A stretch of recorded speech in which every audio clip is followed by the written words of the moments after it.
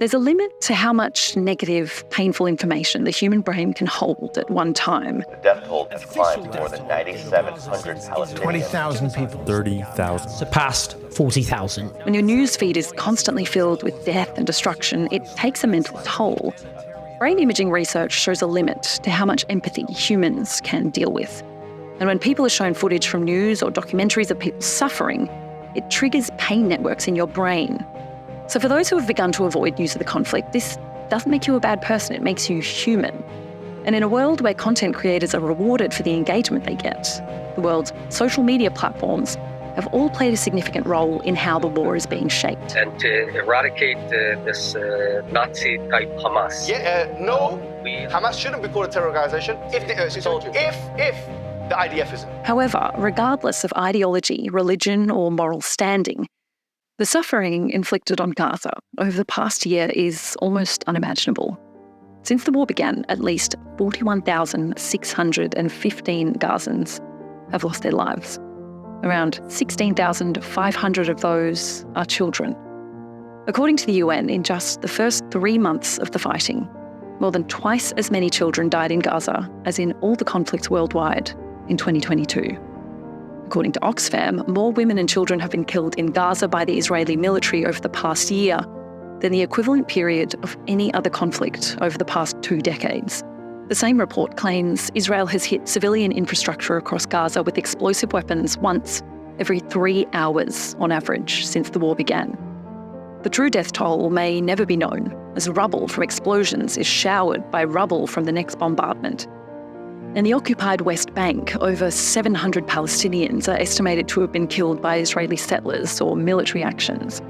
On October 27, 2023, just a few mere weeks into the war, with the death toll already at 7,326, the United Nations General Assembly calls for an immediate truce.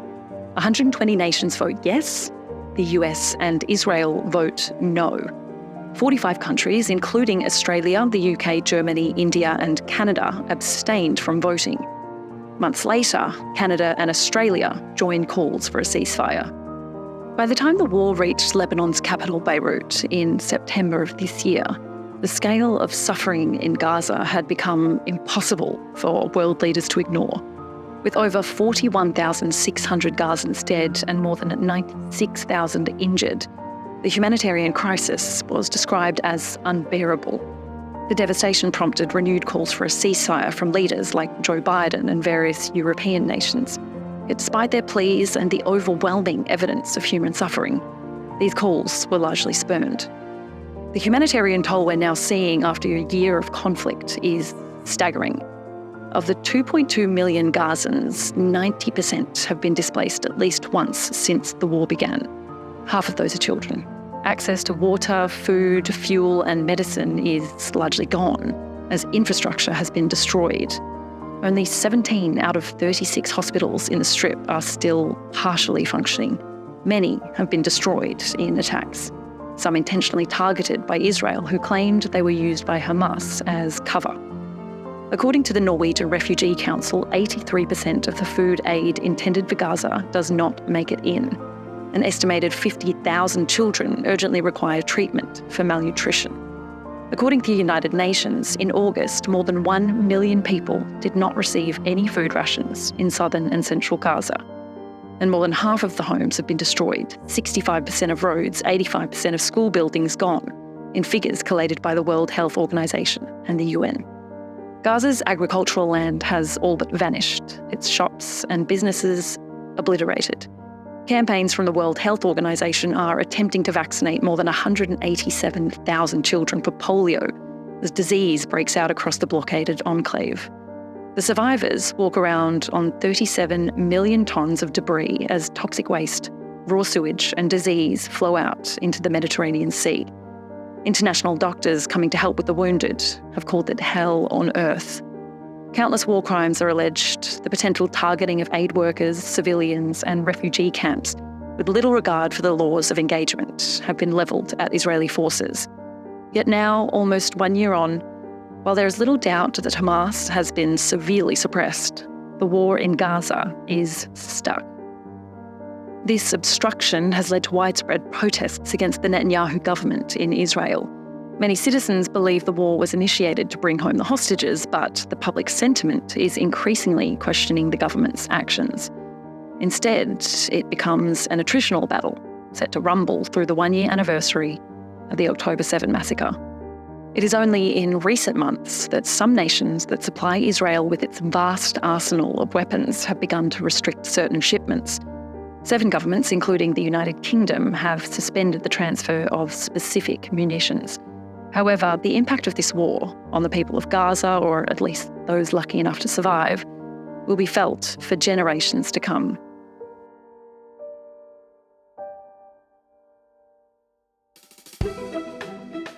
I'm Emma Hoy, and this is Leave It to the Experts.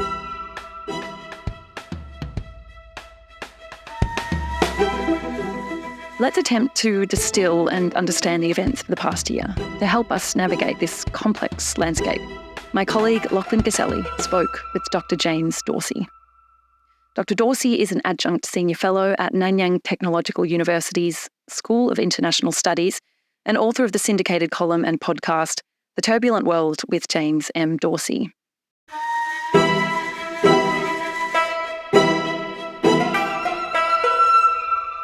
The death toll and casualty numbers we're seeing, both across Gaza and the West Bank, are staggering. More than 40,000 people killed, 95,000 injured, considerable amount of those being children. There's outbreaks of cholera, targeting of hospitals, aid workers.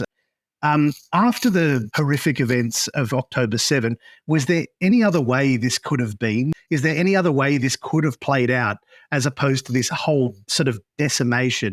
First and foremost, Palestinians and Israelis are mirror images of one another. Netanyahu's government and Hamas are mirror images of one another. So you have two parties which fundamentally don't see the other as human. Let me put it differently. Hamas sees Israelis as settlers and therefore as legitimate targets. The Israelis, or certainly a number of senior Israeli officials, have used language with regard to the Palestinians that dehumanizes them. So if you've demonized and dehumanized to that extent, killing him off is not a big deal, to be crude about it. That's one. I'm very puzzled by the constant concern which the world and also Britain, I must say, Mark, is showing for the Palestinian people, and is actually showing for these horrible, inhuman animals. To the Israelis, I think there's a psychology here, and it's a psychology that in my mind is very little understood. Tom Segev, who's a Israeli historian, one of what are called the new historians. It was a group of historians that essentially knocked down Israel's version of history. Tom Segev is one of those in the middle, if you wish, who's an author of multiple books. But one book is called The Seventh Million. What that book describes is a decision that is, I know of no other statesman that had to take that kind of a decision. And the decision was in the 1930s. What do I do? Do I attempt to save European Jewry, leaving aside the question whether they could have? Or do I build a state for the next generation so it can defend itself? And that's what David Ben-Gurion at the time decided. That puts a moral claim on a state that is almost impossible. Tom Segev later wrote a second book, which he called Elvis in Jerusalem. And he described in that book how Israelis looked down at Jews, because Jews were the ones that allowed themselves to be led to the slaughterhouse. Israelis are not led to the slaughterhouse. You point a finger at me, I use a sledgehammer, and that's what you're seeing. I think the other part of it is Israel, up until the 1960s, did not discuss the Holocaust. It was taboo. It was just something that was not discussed. So what I'm trying to say is it's that generation and the way it dealt with the Holocaust that has shaped Israel. I mean, if we cross Israel into the West Bank, from Gaza into the West Bank, and we look at the Palestinian Authority, which is broke, corrupt. Mahmoud Abbas has not spoken much or if at all on this current situation in Gaza. And And we think of the first intifadas, you think of Yasser Arafat, you think of that sort of momentum almost that Palestinian statehood was receiving. And then you look at the failures of Fatah and Hamas and the split. You think of just the failures along the way since the Oslo Accords in the 1990s. How fanciful is the idea of a Palestinian state, not agreed to by Israelis, but agreed to within its own sense? Is that dream now being, crunched under Israeli weaponry, or is that still a potential even despite all of this? Well, just as a historical aside, Mahmoud Abbas is a product of Arafat, and I go back to those days. Leave that aside. Is a Palestinian state feasible? Absolutely, alongside Israel. There's no question about it in my mind. Those that say the time is past because of settlements look at a map and they look at it in the wrong way. What they look at is a mass of Israeli settlements. Lots of dots on a map. Basically, if you look at it that way, there's no way you can create a contingent state. The dots are irrelevant in the sense. What's relevant is where's the mass of the population, Israeli settler population. It's concentrated in a number of dots close to what is the green line, which is the borders of Israel prior to the 1967 Middle East War. On a hilltop in the occupied West Bank, a farewell for a unit of Israeli soldiers. It's all smiles and sweets, but Bashi is part of a radical fringe movement, building new Jewish outposts on land internationally recognized as Palestinian. That accounts for 80% of the settler population. That can be resolved with a stroke of the pen. You swap land. Very simple. Which leaves you with 20% of the settlers who have to make a choice. That's one. Two, sure, you have a Palestine Authority that's corrupt, that's ineffective, but has agreed to a two-state solution, has recognized Israel. Dig through all the rhetoric and the blood-curdling language and what have you that Hamas uses, which, by the way, as I mentioned, is mirror-imaged in Israel. Then Hamas's position, the bottom line position, carved into the charter, will go ahead with a two-state solution. We won't recognize Israel. That's their position.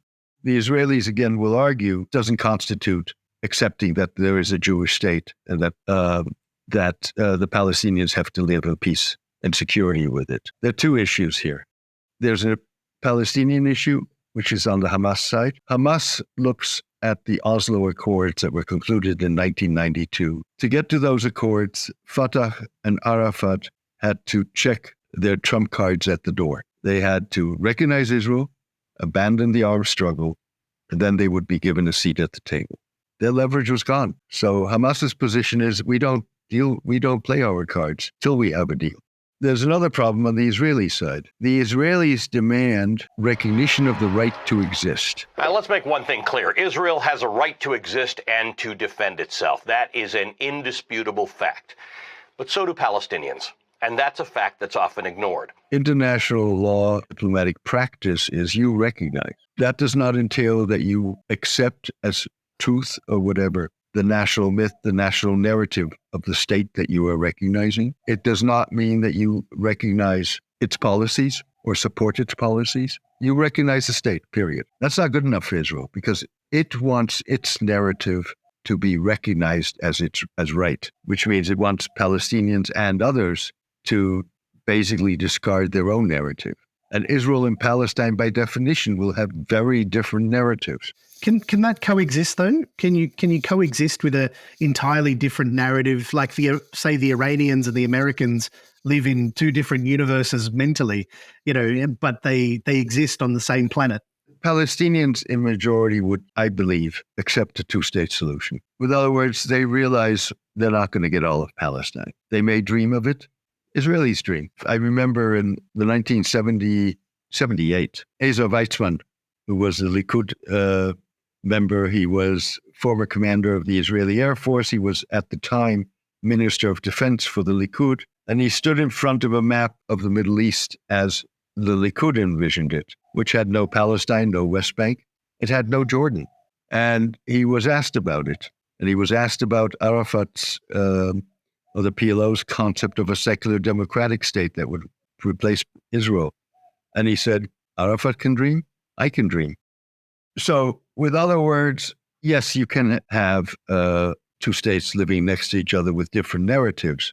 We'll also understand why those narratives are different and why they still are living together. My guess is more likely you're going to get a situation not dissimilar to India and Pakistan. It's going to take a while to get there. But without getting there, it's only going to get worse. Through the stories we've done on this topic over the months, we've had Palestinians tell us that for most Palestinians, the only Israeli they see is an Israeli with a gun. They don't see another human. And we've also been told by people from, say, the other side of the conversation that, you know, Palestinians are bred on kill the Jews, and they are generated in this sort of hatred that is sort of part of their DNA.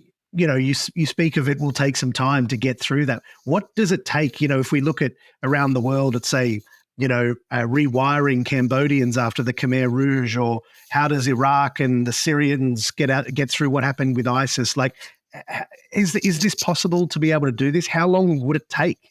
Without question, if you are on the West Bank, then the Israeli you encounter is with a gun, and he may very well be harassing you. And increasingly, he may not be simply a member of the Israeli military harassing you at a checkpoint.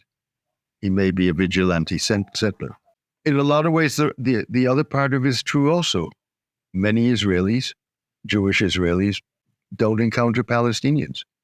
Even if 20% of the population is Palestinian, it's always been the notion that the Palestinians are raised to kill Jews, to hate Jews. Israeli textbooks aren't quite that explicit, but you know, there are problems with the Israeli narrative too. Israel's been brilliant at portraying resistance to Israeli policies as being anti-Jewish or anti-Semitic. Fact of the matter is, violence was part of what brought Israel into existence. Violence is what brings a lot of states into existence. And violence is in part what will bring Palestine into existence. It's sad but true. The fact of the matter is, without that, the Palestinian issue would not have been on the agenda. And I'm not justifying violence. Don't misunderstand me, nor am I justifying violence against innocents. I'm saying this as a matter of fact, you know, like it or not. And there is growing condemnation of an airstrike near Rafah. This morning, the conflict in the Middle East is intensifying as war between Israel and Hamas. Israel has a right to defend itself. We would. And the way to avoid that, and this may be utopia, but nonetheless, is, of course, to hear what people say and to respond to it in a timely fashion and not to let it get out of hand. If we consider the military actions and talk about, you know, the support that Israel receives from its Western allies, particularly the US and the Biden administration, that's sort of caught in this bind between election times and traditional alliances, you know, what does it also show about these international bodies? How much of it is a failure of that international community? For example, Australia starts off by abstaining from votes for a truce in October of 2023 when the death toll was below 10,000. Now it's calling for a truce in Gaza and a truce in Lebanon, and claiming that it's utilizing its middle power status as a way of finding peace in the Middle East. Let's take a step back. For all practical matters, there is really only one player in the game, one external player. That's the United States, because they are the only ones who have, at least in theory, some degree of leverage over Israel. What that degree is remains to be seen, since leverage is something that's also in the eye of the beholder. And so it's a two-way road. It's not simply the phone call. The problem that the United States and the Western countries, including Australia, have had is double standards. You have two different conflicts in a sense. They are being handled, if you wish, with different standards, and they shouldn't. So you have Ukraine and you have Gaza. Now, to be fair, in purely legal terms, if you wish, Russia invaded Ukraine. Gaza attacked Israel. That's not a justification for anything, but I think one has to recognize it. What applies to Ukraine or to Russia should also apply to Israel. Certainly, if you argue that October 7 didn't happen in a vacuum, the international balance of power is being rebalanced. Not necessarily restructured, but it's being rebalanced. There are more players. The world of unipolar power was very brief. Part of the problem in my mind with that rebalancing, and that's where the double standards start to come in, is that you also have a world with a critical mass of world leaders who are civilizationalists rather than nationalists. Viktor Orban, the Hungarian prime minister, Vladimir Putin, Russian president, Narendra Modi, Indian prime minister, Benjamin Netanyahu, Trump in his own way, are people who think in civilizational terms. Their borders are civilizational rather than national. So I think that complicates it. And as a result, what you're getting are those double standards. Dr. Dorsey, given the scale of what we're sort of seeing now in the Middle East and the overwhelming amount of competing information for news readers around the world, how do we sort of stack up just how fraught these times have become? And with your decades of experience in the field, how do you see what we're witnessing over the past year?